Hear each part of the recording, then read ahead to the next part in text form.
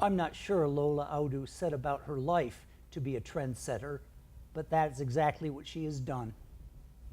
Ever since leaving her native West Africa to land in West Michigan, Lola has made it a habit to turn conventional thinking on its head. Realtor by profession, visionary by nature, Ms. Audu joins us today to talk about housing, our better angels, and the business case for cultural intelligence. Lola, welcome to Feel Like You Belong. Thank you, Alan. It's really great to have you.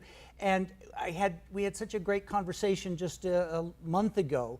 And in reflecting on your transition from Nigeria, native Nigeria to West Michigan, and Nigeria, by the way, Africa's largest population, over 175 million people, to West Michigan, what brought you here?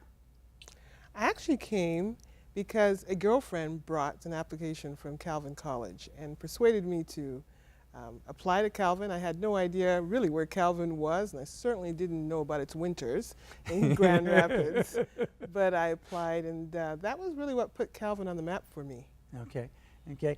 So how does a Nigerian schoolgirl land in this place? Because we talked about there are some significant cultural differences, and really it was kind of a two-way culture shock. It was, because I had grown up in West Africa, but my parents were from two different countries, and so that in of itself was a unique space, because normally people at that time in the 1950s and 1960s were marrying in close proximity to where they had grown up. So for people to be marrying from not just another part of Nigeria, but also another country, took a lot of adjustment. So what was the other country? Cameroon. Oh, okay. Yes, okay. my mother was Cameroonian, and then she and so you've became got the a English Nigerian. and the French, yes, two different European languages. And Nigeria was English speaking, that's the language of trade. My father was from the Yoruba tribe, which is one of the major tribes in the country, in the southern part of the country. Also, there are Yoruba people in other parts of West Africa as well. Sure. So the transition was also interesting, because although I had come from West Africa, I had gone to a mission school. And that high school as well as elementary school experience exposed me to people from all over the world. Mm-hmm. In fact, my high school had 44 students from 16 different countries. Went to school with people from England and America and Canada, Poland, Czechoslovakia, India, Sri Lanka. So it was a very international experience. So coming to Calvin. And especially coming as an undergraduate, we often move from our narrow silos, and college is a broadening experience, but you already had a fairly broadened background before you got there. Yes. So actually it was reverse culture shock, in the sense that as I landed at Calvin, it was a largely homogeneous environment. And so that was the most homogeneous environment in which I had ever lived or experienced. So it was learning about culture in almost the reverse, to be limited to basically one large cultural experience. Sure. And during our conversation, you told me that it came out at Calvin that somebody told you you were the wrong kind of black person. Yeah, well, that was an interesting experience, because that was rooted, I think, in the dynamics of the history of the United States, a history which is not necessarily shared by people who are of African descent in other parts of the world. Sure. So although I was aware of American history, back home, the study was more on West African history, European history, world history. So that comment was very odd to me because I wasn't sure what the right type of black person was. And this is in relation to a job, I believe, a job application. Yes, I was interviewing for a job application to help students who were transferring to the college at the time. And they were looking for people who would bring in diversity, I think. And it was a learning experience for both sides because they were looking at me and presuming that based on my color, I was an African American, and based on perhaps even the way I spoke, because I do have the ability to do different sorts of accents.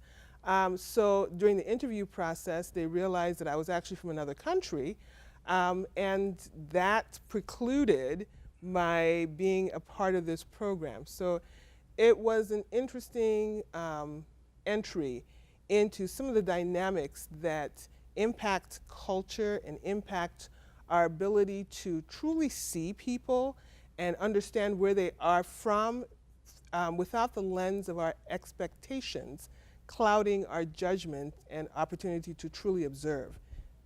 And you had an observation about Calvin College and at the time their fairly narrow lens of understanding about what an international student was and was capable of.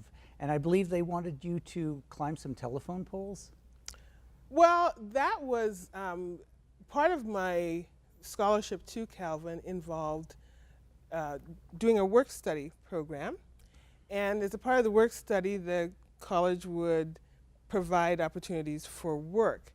So I remember getting the call, and I believe it was from the maintenance department, and they said, well, we've got a job for you. And of course, I was very excited to be able to work and to earn some, money.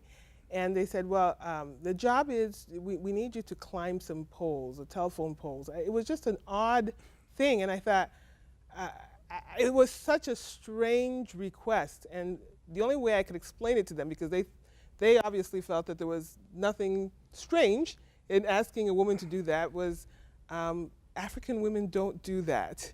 And to their credit, they backed off. But it was odd to me. I had no frame of reference as to why that, as a woman, that would have been a job that was offered to me. But also, I was just observant. And as I walked the halls and I walked the common areas, I saw students doing jobs. But I observed that many of my fellow Africans or internationals, most of them were Africans who were doing these jobs, were cleaning toilets and doing janitorial jobs. And I did have the opportunity to share that observation within the context of saying, coming to the United States or any foreign country coming from a foreign country to the United States, you're not dealing with necessarily the run-of-the-mill person. This is an extraordinary opportunity to impact the lives of people who have done extraordinary things many times in their country to enable them to come here. And often being trained, prepared, educated to go back home and assume leadership Correct. And positions. So I felt that there was a lens which was cloudy in terms of how they were looking at this opportunity. And instead of thinking about what are the opportunities for us to truly influence the world by what we invest and how we use these young minds who are here on our campus for 4 years, they were thinking about them only being able to do manual labor or, in this case, scrub the floors or wash the toilets. And so I was thankful to be able to express that to them and look at it from a perspective that created possibilities as opposed to limitations. And it occurs to me that lying within the story is probably a sense of unconscious bias, because if it's primarily a white leadership looking at, okay, how do we divvy up jobs? What are the stereotypical jobs we see people working in maintenance positions? Well, my experience from this white Dutch position is people of color do these jobs. And that's a part of the historical context, which was not necessarily framing my comprehensive understanding, because I was coming from a dominant culture that was African and mostly Negroid in terms of race. And so I'd seen people in the full strata of opportunities, many very wealthy, but also a lot of poor and also many in between. So I didn't equate a darker color with a lack of opportunity. So that would take some learning in terms of going back to my history books as well as just talking to people who lived here, and both blacks and whites, about their different experiences. Sure. And then the layer on top of that was which you had mentioned before, the international thing. If they're not comfortable or they think, well, there's a bit of a language impairment, let's give them something that doesn't involve so much language function, and we'll put them in those jobs too. Well, that was interesting because at least when I was there, in order to come to a college, you have to take TOEFL, which shows that you have language proficiency. So I don't think that that was the issue. I think it was probably more the latter in terms of what you expressed, that this is how we see people who look like that. And it's largely unconscious. I don't think necessarily that most people are making those decisions based on a conscious decision, but the impact is very observable from a conscious standpoint. Sure. And to their credit, as a part of that experience, I was asked to facilitate learning and helping the college be a more welcoming place for people who were coming from various parts of the world. And I was asked to be the first international student coordinator. Talk a little bit about those responsibilities that finally did come your way. Yes, I remember being at my little college desk, and a letter came across from the mailbox, and it was a letter from the Calvin College president at the time, and it referenced the dean of students, who was Dean Staub, and the director of admissions, Mr. Lautenbach. And it was an invitation to start a conversation as to how they could be more welcoming in terms of the space in which international students occupied when they came to Calvin. Sometimes our experience with people who come from different spaces is a function of the caricatures that we carry around as to who they are and where they came from, as well as understanding the dynamics of international travel, as well as different types of educational systems, and some of the sorts of things that we would want to keep in mind when reaching out and recruiting. Because as they looked 30 years into the future, they realized that the pool of people that they were largely drawing from at that time were not necessarily going to be create a future that was sustainable for the college. Right, right. So eventually you went on and finished your undergraduate degree at UW-Madison. Yes, University of Wisconsin. Okay. Yeah. So go Badgers. Oh, absolutely. Yeah. And so what did you focus on in your studies then? Well, I did a double major in nutrition and dietetics, as well as food science and management, which allowed me to go into the business school. And that ended up being a very, very wise combination of decisions. I briefly worked in the food service industry, in the healthcare, but the business courses ended up being excellent, and courses that I've used that knowledge substantially. And today you don't work in healthcare or health sciences. You work in the real estate industry. Talk about because recently you were given a great honor, elected to a great honor in your industry. Talk about that. Well, yeah, the real estate industry was unique opportunity, unique in the sense that I came from a country which did not have a formally developed real estate industry, certainly not a formal mortgage industry. So if you owned a house, you probably owned it because you had the cash to build it. So I didn't have personal experience with home ownership, but after being in the healthcare industry and the food service, that food service company, a local, it's actually now a national and a regional, international company. This opportunity came to me from some friends who I was doing a presentation for. And I began to explore it. I was extremely green. I had no idea what basic terms were. I didn't understand mortgage financing because people bought things in cash. What was a ranch? A place where horses were. You know, what in the world was siding? Why would you build with wood if you're in the tropics? You know, termites will eat your house. Exactly. So there was so much to learn, as well as just even the geography. You know, I remember being in situations where people would say, I want to live in this space. And I had no idea what they were talking about. I mean, you know, they'd say, I want to be in Door. And I thought, Door? Like a door? Or, no, there's a place called Door, you know? So I would always have my meetings in the office, and there was a huge map in the office, and I would have a set of pins, and I'd play a game, and I'd say, could you pin on the map, kind of like pin the tail on the donkey, where you'd like to live, because I had no idea what they were telling me.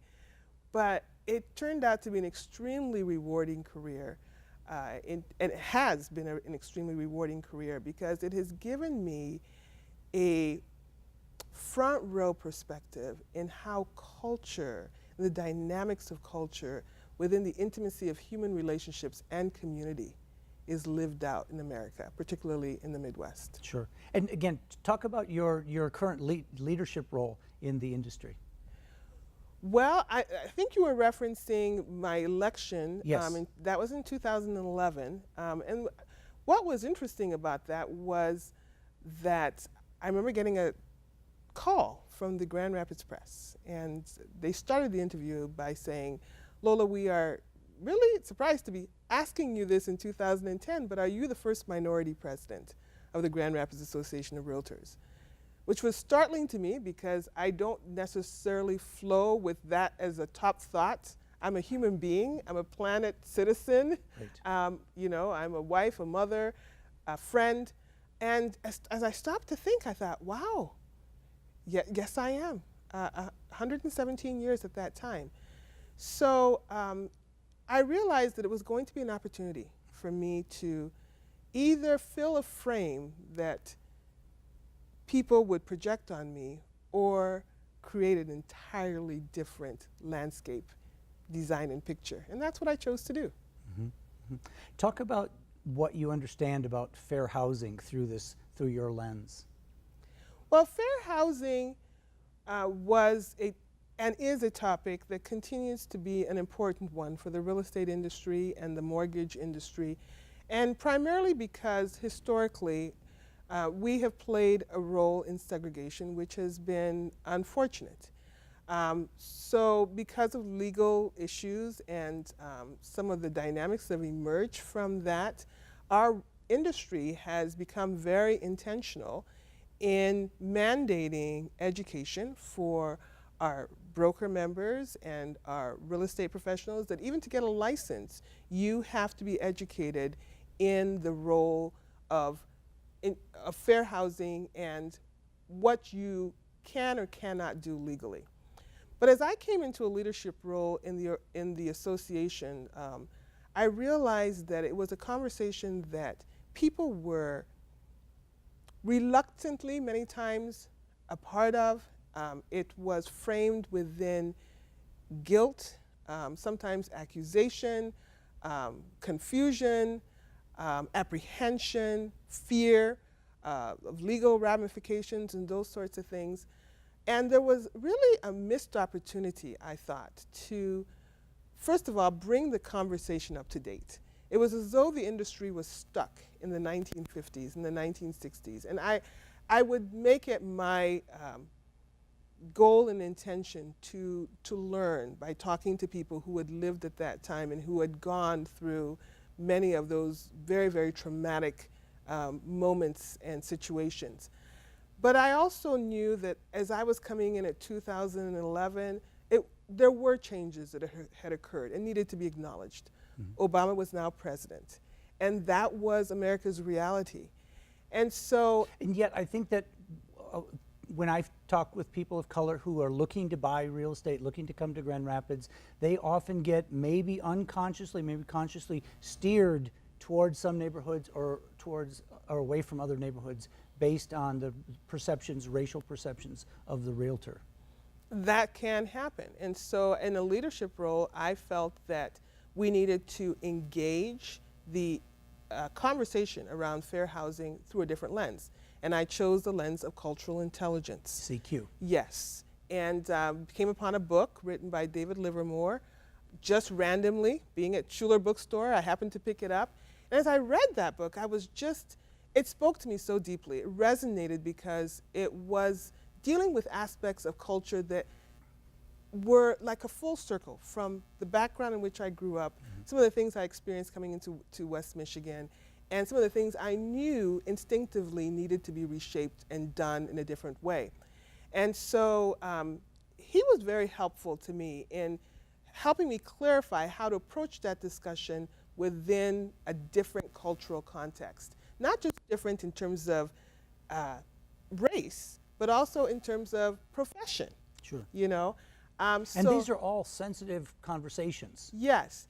And what the cultural intelligence did was the filter became something where oftentimes we don't look at diversity through this filter. We look through diversity through the filter of, racial injustice. But diversity also has an incredible positive side. I mean, if all of your body was a hand, what good would your body be? Diversity is what enables us to do so many things, to see life differently. The synergy of diversity explodes possibility. And so I started reshaping the conversation through what has not been possible to the real estate community, because we haven't understood that even on an international basis, there are people coming from all over the world who are looking for housing in the United States. And the average domestic transaction is a third of what the average international transaction is. And the international transaction is a cash transaction. And we're learning about how to do all sorts of things well, how to serve first-time home buyers, and how to sell second homes, and how to make sure there's no mold in the home. Why in the world are we not rethinking our assumptions as to who people are, who our buyers are, and what they want? And then I also began to reshape the conversation around what Grand Rapids needed. We were now on the verge of really escalating into the next tier as a global community, as a world shaper in terms of biology and biotechnology and the medical industry. In fact, our medical industry is our highest level employer. And so were we as realtors facilitating a conversation that moved our community forward, or were we keeping them back because of our lack of knowledge? So as that information was reshaped and to embrace the conversation around fair housing, we found there was a different energy around the conversation. That people, instead of shrinking back for fear that they were going to be blamed for something, were engaging and rethinking, how can I do things differently? I remember our CEO coming out of a seminar we held during that time, and she said to me, she says, "Lola, I'm in the hallways during the break, and there is excitement around this topic." So that was good. That's good. And so people who are listening to this conversation who have a direct connection to the real estate industry, that's one sense of understanding, but from a wider business perspective, what is the case you would make? What's the business case you would make for cultural intelligence? Well, cultural intelligence just makes sense. It's the intelligent thing to do. We are living in a globally connected world. That's our reality. We are connected whether we recognize it or not. And the basis of that interconnection also demands our attention, because when we do it well, our community lives well. And when we do it poorly, our community suffers. And that impacts us not just personally and within our personal interrelationships and our knowledge of the world, but it has economic implications as well. If Grand Rapids is not a place where people feel comfortable living and staying, it's costly to continue recruiting people to come here and having them leave. But when we create spaces and places where all are affirmed and all are able to come to their fuller or fullest potential, we all benefit. So in other words, cultural myopia is costly. Absolutely, economically as well as personally. Yeah, awesome. We're going to have to leave it there, but I want to thank you so much for coming by and sharing your story with us. Thank you. But I wasn't comfortable on doing it because of the language barrier, but I went anyways. So the manager at the time, Mr. B, great man, he gave me the opportunity to be part of his team with one condition, and that was to work harder than everybody else.